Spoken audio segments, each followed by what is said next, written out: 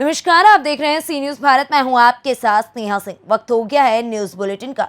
इस बुलेटिन में हम जानेंगे कहां पुलिस ही करा रही है अवैध निर्माण, कहां लगी 40 बीघा खेत में आग जिसका वीडियो खुद अखिलेश यादव ने किया शेयर, और जानिए कहां निकली शतचंडी महायज्ञ की कलश यात्रा। इसी के साथ जानेंगे कि आखिर क्यों कैबिनेट मंत्री निकले पद यात्रा पर और कहां लगा नवरात्रि के पहले दिन ही भक्तों का तांता।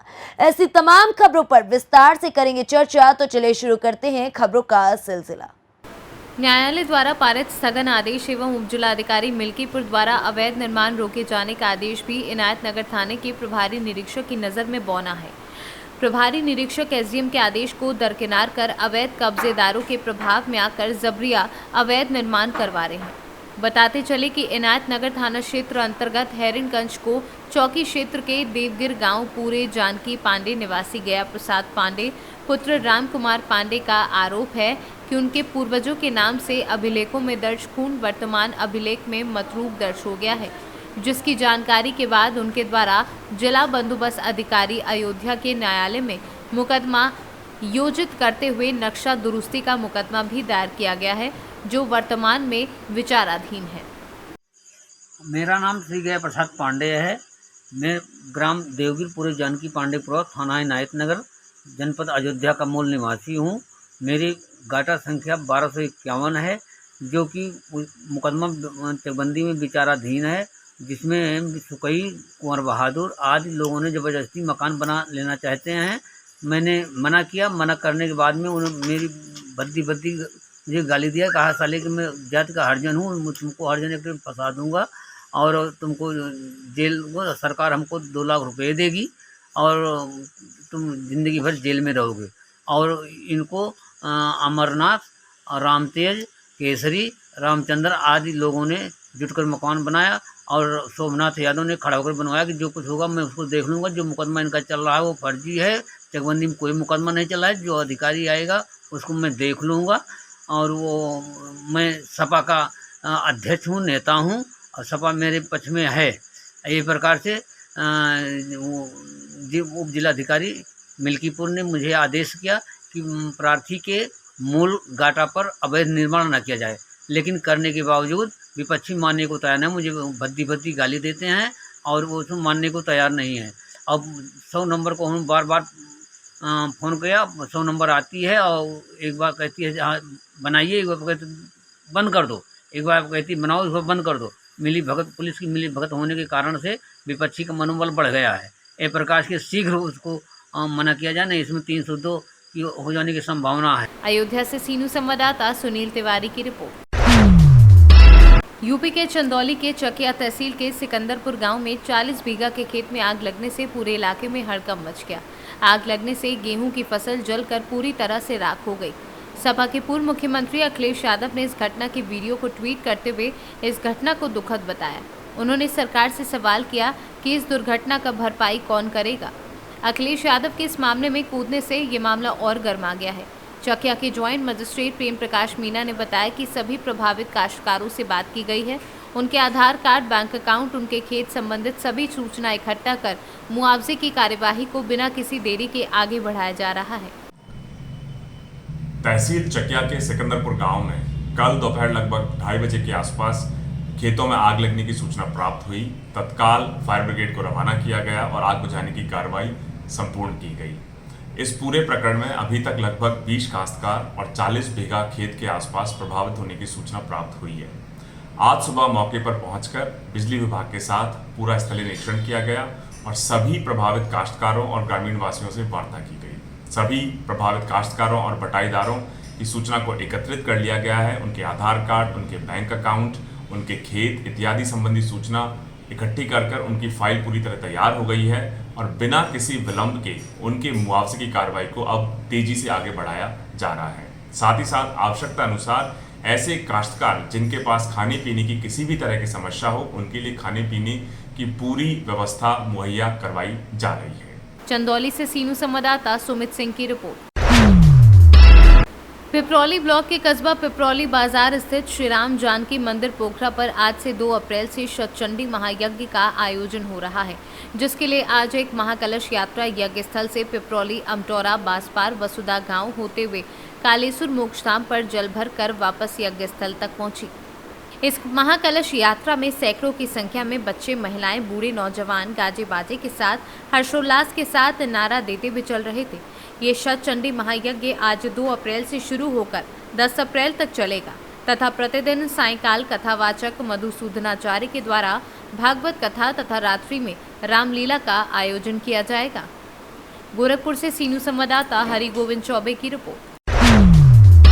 ग्वालियर मध्य प्रदेश शासन के कैबिनेट ऊर्जा मंत्री प्रद्युमन सिंह तोमर 4 मार्च को कोटेश्वर महादेव मंदिर से पूजा अर्चना करके दतिया स्थित पीताम्बरा माई के दर्शन करने के लिए पदयात्रा पर निकलेंगे। उक्त बात श्री तोमर ने आज पत्रकार से चर्चा करते हुए कही। श्री तोमर ने कहा कि कोरोना की दूसरी लहर काफी भयानक थी।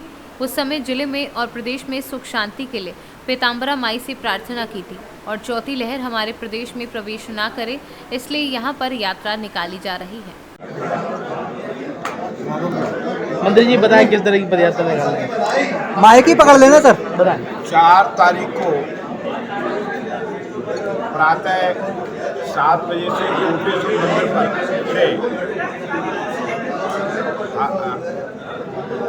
पदयात्रा शुरू होगी और ये पदयात्रा कोटेश्वर मंदिर से घास मंडी, हजीरे से पड़ाव होते हुए बसंत विहार, चीतकपुरी होते हुए झांसी रोड से जो है ITM कॉलेज होते हुए 84 होते हुए और आपका डबरा होते हुए घोड़ाघाट होते हुए ये पीताम्बरा माँ के मंदिर पहुँचेगी।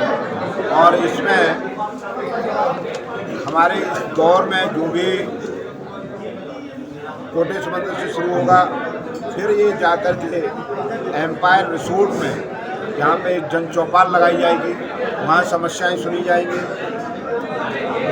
84 वहाँ पे 84 पे जाकर के टेकनपुर के होटल चीला में जन चौपाल लगाई जाएगी और वहाँ पे भी जन समस्या निवारण शिविर लगाया जाएगा। डुमरा में भी जन समस्या शिविर लगाया जाएगा और घोड़ाघाट में भी जन समस्या निवारण शिविर लगाया जाएगा।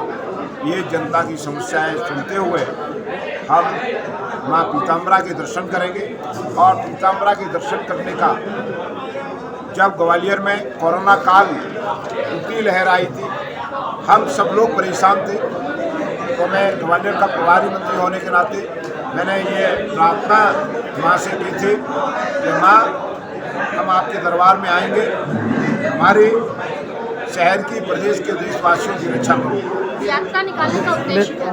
नहीं बताएं। यही ये उनके दर्शन करेंगे, हाँ। पदयात्रा करके जाएंगे और 9 संवत्सर हमारा शुरू हो गया है। कोई हमारा यहाँ प्रकोप हमारे आमजन पे ना आए, चौथी लहर ना आए, इन सब की प्रार्थना करने माँ से जाएंगे। आप कहते हैं कि लगातार विद्युत की जो समस्या है का मैं खुद ही निदान कर रहा हूँ, आप पदयात्रा भी निकाल रहे हैं, इसके बाद भी लोग आपके बंगले पर धरना देने आ जाते हैं। आप ये देखिएगा, आपको एक समय वो था 2002-2003 में जब लोग ये पूछते थे कि बिजली आएगी कब। आज अगर 10 मिनट बिजली चली गई उसके लिए ग्वालियर से सीनू संवाददाता योगेश बिसारिया की रिपोर्ट। नवरात्रि के पहले दिन पूरे प्रदेश में मां अम्बे की पूजा की जा रही है। पहले दिन बेजोई के स्टेशन रोड पर बने मां भगवंतपुर वाली देवी मंदिर पर सुबह से ही भक्तों की लंबी कतार लगी। नवदुर्गा के प्रथम दिन भक्तों ने आदि शक्ति मंदिरों में पहुंचकर मां शैलपुत्री के रूप के दर्शन किए। मां शैलपुत्री की आराधना के साथ आज से चैत्र नवरात्रि की शुरुआत हो गई। चेयरमैन साहब, आज ये नवदुर्गा का पहला दिन है और काफ़ी श्रद्धालु भी आए हुए हैं, आप भी दर्शन करने आए हैं, तो क्या संदेश देंगे नवदुर्गा के भक्तों के लिए? जैसा कि हम सब जानते हैं, सनातन धर्म के अनुसार आज हिंदू नववर्ष प्रारंभ हो रहा है। सृष्टि का निर्माण यहाँ से प्रारंभ हुआ और आज के दिन नवरात्रि प्रारंभ हो रही है। इस अवसर पर मैं सभी क्षेत्रवासियों को और नगरवासियों को हिंदू नववर्ष एवं चैत्र नवरात्रि की हार्दिक शुभकामना देता हूँ। संभल से सीनू संवाददाता सोनू वाशने की रिपोर्ट। सरकार हमेशा स्वास्थ्य और शिक्षा की बात करती है, वहीं जिला अस्पताल बलिया का क्या हाल है कि जहां मात्र इमरजेंसी वार्ड में एक डॉक्टर उपलब्ध रहता है। देखा जाए बलिया का क्षेत्रफल काफी बड़ा है। जब एक मीडिया बंधु ने बास्ती विधानसभा के भाजपा के विधायक केतकी सिंह से सवाल किया कि आप लोग हमेशा शिक्षा और स्वास्थ्य के बारे में चर्चा करते रहते हैं, वहीं बलिया में इमरजेंसी डॉक्टर मात्र एक उपलब्ध रहता है। क्षेत्र बहुत बड़ा है, यहाँ कम से कम 2 से 3 डॉक्टर चाहिए। स्वास्थ्य के बारे में बात कर रहे हैं, पूरे जिले के अस्पताल में इमरजेंसी व्यवस्था रह रही है, मात्र एक ही डॉक्टर रहता है और काफ़ी डिस्टर्ब हो जाते हैं प्राइवेट में। डॉक्टर्स की शॉर्टेज के ही चलते ये हम लोग ये जो बातें आ रही हैं ना डॉक्टर्स की शॉर्टेज के चलते आ रही हैं। उसी पे काम करते हुए 5 साल के अंदर कई मेडिकल कॉलेजेस योगी आदित्यनाथ जी ने खोले।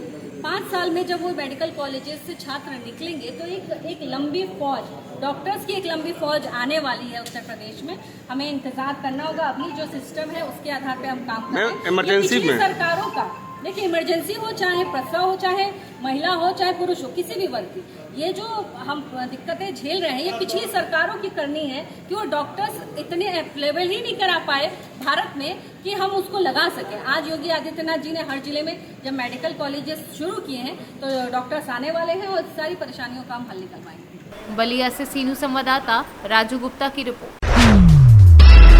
नगर परिषद रेवाड़ी में व्याप्त भ्रष्टाचार को हाल ही में 2 लाख की घूस मांगने के आरोप में नगर परिषद के कार्यकारी अधिकारी एमई और एसडीओ पर हुए मामले दर्ज को लेकर रेवाड़ी से कांग्रेस विधायक चिरंजीवी राव ने अपनी तीखी प्रतिक्रिया व्यक्त करते हुए कहा कि हम में सभी नंगे नजर आते हैं। उन्होंने कहा कि वह जल्द ही प्रदेश के मुखिया मनोहर लाल खट्टर से नगर परिषद के भ्रष्टाचारियों पर कार्यवाही करने और उन्हें तुरंत प्रभाव से निलंबित करने की अपील करेंगे। आप सभी के माध्यम से पूरे हरियाणा वासियों को हिंदू नव वर्ष की मैं शुभकामनाएं देना चाहूँगा।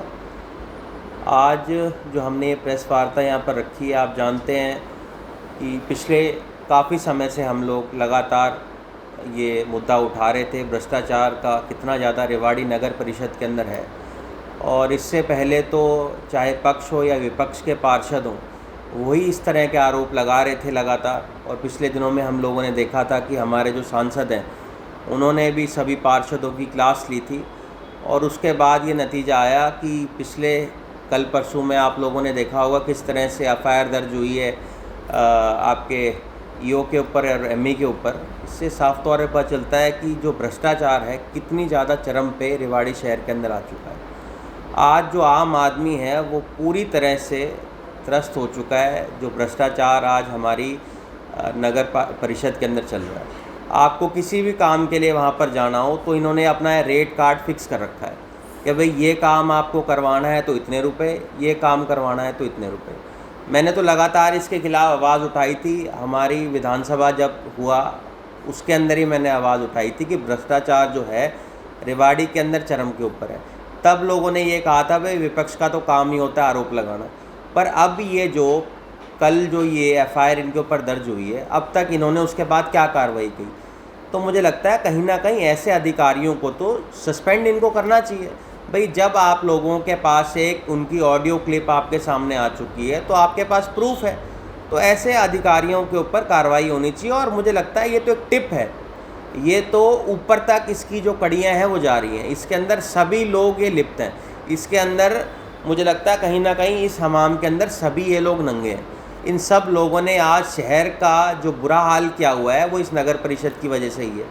आप देखिए कोई विकास हमारे शहर के अंदर पिछले 1.5 साल के अंदर नहीं हुआ। आज सब जगह आप देखिए ओवरफ्लो हो रही है हमारी नालियाँ। उसके अलावा जितने भी आपके रास्ते हैं उनके अंदर खड्डे हो चुके हैं, कोई उनके ऊपर काम नहीं हो रहा है। पार्कों की हालात बहुत ख़राब हो चुकी है। तो मुझे लगता है कहीं ना कहीं पिछले 1.5 सालों में अपनी जेब भरने के अलावा इन्होंने कोई काम नहीं किया। जब हमारे चुनाव थे तब इन्होंने बहुत बड़े बड़े वादे किए थे, भाई शहर की हम नक्शा बदल देंगे, शहर को लंदन बना देंगे। पर इन्होंने लंदन बजाने के बजाय रेवाड़ी जो जिन हालातों में थी उससे भी ख़राब इन्होंने कर दिया है। बेसहारा पशुओं के इन्होंने बहुत बड़े बड़े वादे किए थे, भाई हम उसको मुक्त कर देंगे। अभी मैं पिछले दिनों में देख रहा था इन्होंने मीटिंग उसके अंदर की थी। उसके अंदर जब चेयरमैन से पूछा गया कि आपने इसके अंदर क्या कार्रवाई की है। हरियाणा से सीनू संवाददाता चैन सिंह की report. Most peoples association party के द्वारा आज करछना तहसील मुख्यालय पर धरना प्रदर्शन दिया गया। इस मौके पर कार्यक्रम के संयोजक पवन कुशवाहा के द्वारा नायब तहसीलदार विनय कुमार द्विवेदी के माध्यम से 10 सूत्रीय मांगों को लेकर राष्ट्रपति को ज्ञापन सौंपा गया। इस मौके पर भारी संख्या में महिलाएं मौजूद रहीं। राष्ट्रीय प्रवक्ता पवन कुशवाहा ने कहा कि यदि हमारी मांगों को जल्द पूरा नहीं किया गया तो हम लोग सड़कों पर उतरकर जन आंदोलन करेंगे, जिसकी जिम्मेदारी सरकार की होगी।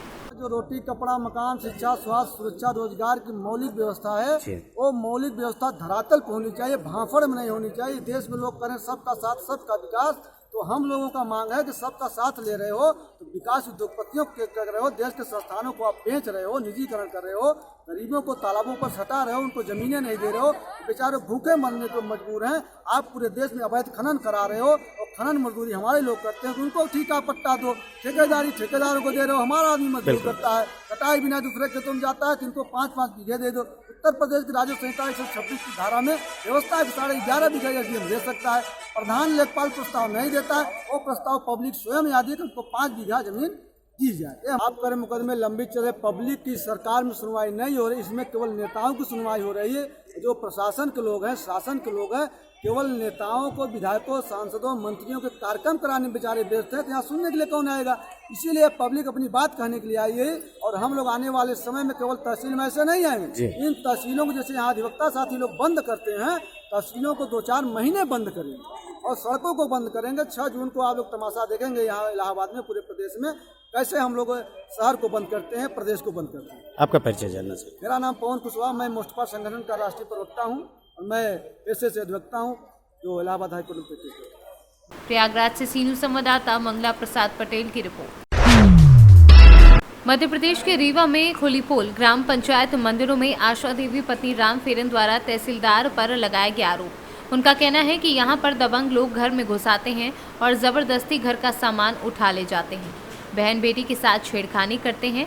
यहां तक कि दबंग लोगों से तहसीलदार मिलकर 8 बजे रात को उनकी जमीन दूसरे के नाम पर पट्टा करा दिया जाता है। रुपया खाता है, रुपया खाता है तो हमारे लोग के कुछ सुनाई नहीं आ है, तो एक हटावा जाए और दूसरा तहसील आवे तो हमारे बच्चन के सुनाई। सी न्यूज़ भारत चैनल में आपका स्वागत है। इसको ज़्यादा लाइक करें, सब्सक्राइब करें। आज हमारे सामने आशा देवी आई है मदरों की। इनकी क्या पीड़ा है, इनका कहना है तहसीलदार के बारे में आप खुद ही सुन सकते हैं कि क्या कह रही हैं आशा देवी को। रेवा से सीनू संवाददाता उमाशंकर सेन के साथ रोहिणी कुमार की रिपोर्ट।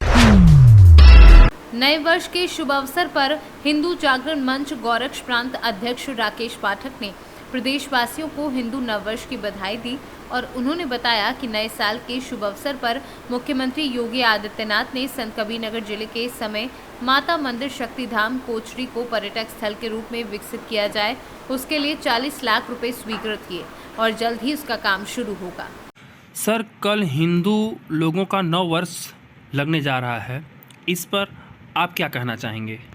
सबसे पहले मैं इस गोरक्ष प्रांत के सभी हिंदू परिवारों को हिंदू नववर्ष की बहुत सारी शुभकामनाएं देता हूं, हार्दिक बधाई देता हूं कि इस नववर्ष के अवसर पर सभी लोग सुख समृद्धि ऐश्वर्य से परिपूर्ण हों और सभी लोग सतायु हों। सर, आपको पूरे प्रदेश में बहुत बड़ी जिम्मेदारी मिली है, तो आप नववर्ष कहाँ मनाएंगे? नववर्ष हम अपने गृह जनपद संत कबीरनगर में कल नववर्ष मनाएंगे। उसकी शुरुआत हम धनघटा से करेंगे।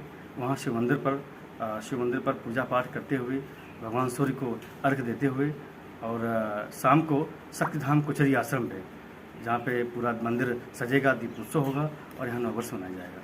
सर, अभी आपने हाल ही में मुख्यमंत्री जी से मुलाकात किया और क्षेत्र के कई मंदिरों का नाम लिया, आपको पर्यटक स्थल बनाने के लिए बात कही, तो इस संदर्भ में आपकी क्या प्रगति है? देखिए, मैं चूँकि अनवरत 2-3 वर्षों से, लगातार समझिए 5 वर्षों से इस क्षेत्र के, इस जनपद के सभी धार्मिक और ऐतिहासिक स्थलों के पर्यटक विकास के लिए अनवरत संघर्ष करता रहता हूँ, जिसका परिणाम रहा है कि अभी बेड़हर घाट जो हमारा धार्मिक स्थल है, महाकाल मंदिर है, वहाँ के लिए मुख्यमंत्री जी ने स्वीकृति दिया है। इसके बाद अभी समय माता स्थान कोचरी, हैंसर बाजार, शिव मंदिर, इस सभी स्थानों पर जो है कुछ न कुछ धार्मिक और पर्यटक विकास हुए हैं। इसी क्रम में कल 31 मार्च को माननीय मुख्यमंत्री जी ने इस समय माता स्थान कोचरी के लिए 40 लाख रुपए स्वीकृत किया है, जिससे यहाँ का पर्यटक विकास होगा। संत कबीरनगर से सीनू संवाददाता रमेश चंद की रिपोर्ट। फिलहाल इस न्यूज बुलेटिन में बस इतना ही। देश दुनिया की ऐसी तमाम खबरों को देखने के लिए बने रहें सी न्यूज भारत के साथ।